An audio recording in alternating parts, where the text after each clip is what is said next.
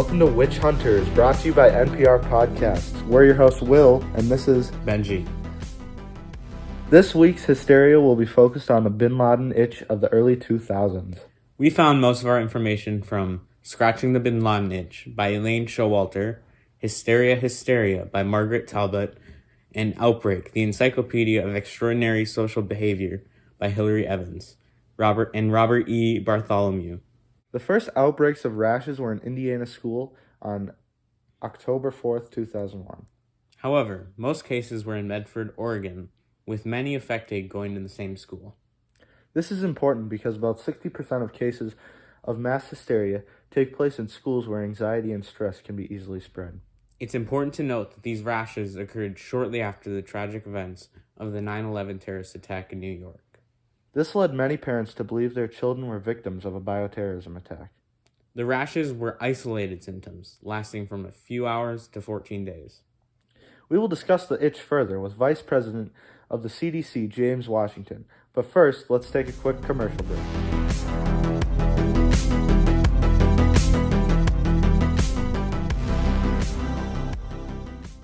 This episode of Witch Hunters is sponsored by Harold's Anti-Itch Cream.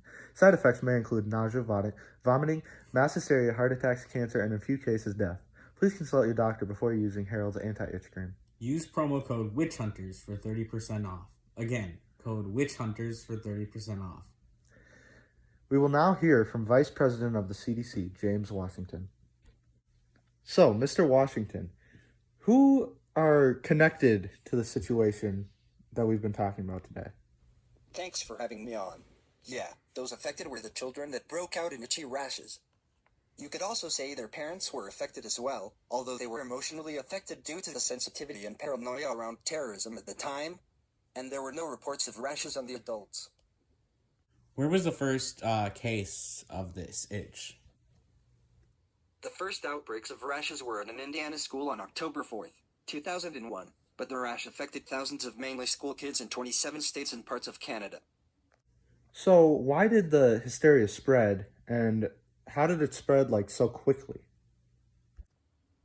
The skin is vulnerable to emotion and stress, making symptoms like blushing, flushing, eczema, hives, and itching extremely common symptoms. Sometimes subconsciously, children may notice others itching and feel itchy themselves, but it's just their mind playing tricks on them. Also, some children began to catch on to the possibility of school closing down, and they began to rub themselves with sandpaper to make the situation more chaotic. However, at the time, according to the CDC, there was no sign that the rash could be spread from person to person. What was the initial reaction of the general public? Many parents were very critical of the school districts due to thoughts of environmental factors. However, many were afraid of a bioterrorism attack due to the recent 9/11 attack on the World Trade Center. Are there any common symptoms with this case of mass hysteria that have been seen in other cases? Great question. One of the common symptoms we noticed was girls accounting for the majority of cases, which tends to be the trend in mass hysteria outbreaks. This is because females are more likely to talk to each other about their symptoms, which can spread outbreaks. Thank you for taking time out of your busy schedule, Mr. Washington. We really appreciate it. Now let's get into the outcome of this case of mass hysteria. While many people across North America were afraid of this case being bioterrorism, health officials ruled out the possibility of the rashes being environmentally caused. It's really important to note that this case of mass hysteria is only called the Bin Laden itch due to the growing concern over terrorist attacks after 9/11, not anything actually having to do with bioterrorism.